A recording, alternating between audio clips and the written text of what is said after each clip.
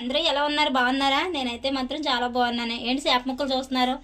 ఏం లేదండి, చందమా ముక్కలు అయితే తెచ్చామండి ఇవాళ మార్కెట్ నుంచి. సండే కదా, ఈరోజు చందమా ముక్కలతో మసాలా ఎగురు చేద్దామండి. ఓకేనండి, స్టవ్ వెలిగించుకొని బాండీ పెట్టుకోవాలి. ఓకేనండి, దీంట్లో చాలా బాగుంటుందండి చందమా ముక్కలు ఎగురు. అలాగే 2 ఒక్కలు ఆయిల్, అంటే కర్రీకి సరిపడా ఆయిల్, ఉల్లిపాయకి సరిపడా. ఓకేనా, ఆయిల్ కాగాలి. ఒక 4 పచ్చిమిర్చి అండి చీరుకున్నాను. అలాగే ఒక చిన్న కప్పుడు మాత్రం ఉల్లిపాయ సన్నగా తరిగేసి పెట్టుకున్నాను. ఇది ఓకేనా. 2 పెద్ద ఆనియన్స్ తీసుకుంటే ఇంత కప్పుడు అయ్యింది. ఓకేనండి, అలాగే పచ్చిమిర్చి ఆయిల్ కాగినాక పచ్చిమిర్చి వేగిన తర్వాత దీంట్లో ఉల్లిపాయ అండి, కట్ చేసుకున్న ఉల్లిపాయ సన్నగా కట్ చేసుకోవాలి. అంటే గ్రేవీకి బాగుంటుంది అన్నమాట, బాగా గమ్మున అయిపోతుంది. అలాగే కర్రీకి సరిపడా కళ్ళుప్పు, ఇంకా కర్రీకి సరిపడానండి సరిపోతుంది. ఓకేనా, కర్రీకి దీంట్లో తొందరగా ఎగిపోతాయి. ఉప్పు దీంట్లో వేసాను. అలాగే మూత పెట్టుకున్నాం. ఒక 5 నిమిషాలు అలా మగ్గుతా మధ్య మధ్యలో తిప్పుకోవాలి. ఇది మధ్య మధ్యలో కలుపుకుంటూ ఉండాలండి. అలా కలుపుకున్నాను. ఇదిగో దోరగా ఎగిపోయింది. ఎగిపోయిన తర్వాత ఇప్పుడు దీంట్లోనే చేప ముక్కలు వేసేస్తున్నానండి. చందమా ముక్కలు అయ్యి దీంట్లో వేసిన తర్వాత అలాగే పసుపు, ఒక 1/2 టీ స్పూన్ పసుపు, 1/2 టీ స్పూన్ అక్కడ 1/4 టీ స్పూన్ వేసుకుంటే సరిపోతుందండి. అలాగే ఒక 2 స్పూన్లు, అంటే మీరు తిన్నట్టు కారానికి తగ్గట్టు వేసుకోండి. ఒక 2 టీ స్పూన్లు అయితే వేస్తున్నాను, మాకు సరిపోతుంది. అక్కడికి మేము కారం తక్కువ తింటాము, అందుకనేసి.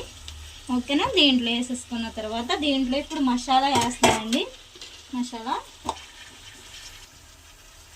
దీంట్లో మసాలా ముద్ద వేస్తున్నానండి. ఇది ఒక 1/2 టీ స్పూన్ ధనియాలు, 1/4 టీ స్పూన్ జీలకర్ర, 1/4 టీ స్పూన్ ఏమో గసగసాలు, ఎల్లుల్లిపాయలు ఒక 5 రేకలు, అలాగే మన అల్లం ముక్క చిన్న ముక్క వేసుకుని మెత్తగా మిక్సీ పట్టేస్తానండి. ఇది పేస్ట్ మీకు అయితే చూపించలేదు. ఇది దీంట్లో ఈ ముద్ద వేస్తున్నాను.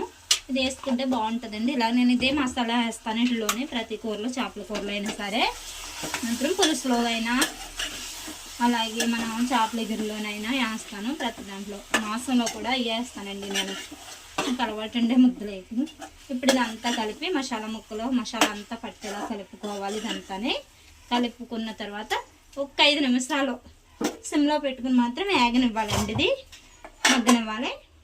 మగ్గిన తర్వాత ఇలా వేగిన తర్వాత ఇప్పుడు గ్లాస్ వాటర్ వేసుకోవాలండి. 10 గ్లాసులు వాటర్ సరిపోతుంది. తిప్పేయకూడదు ఇంత, మనం కూడా ఇంకా కలుపుకోవడమే. ఇది ఇలా తిప్పడమేనండి.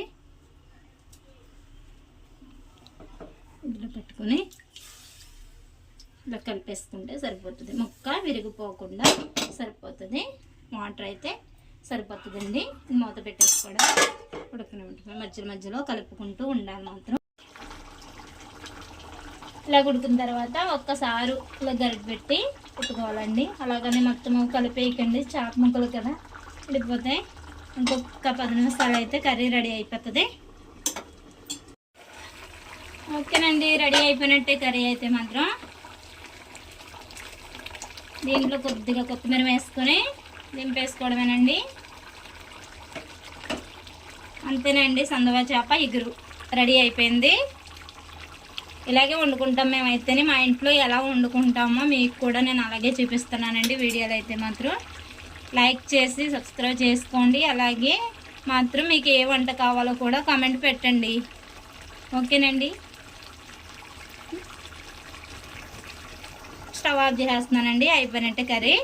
కొత్తిమీర వేసేస్తాను కాబట్టి ఇంతేనండి, కర్రీ అయితే రెడీ.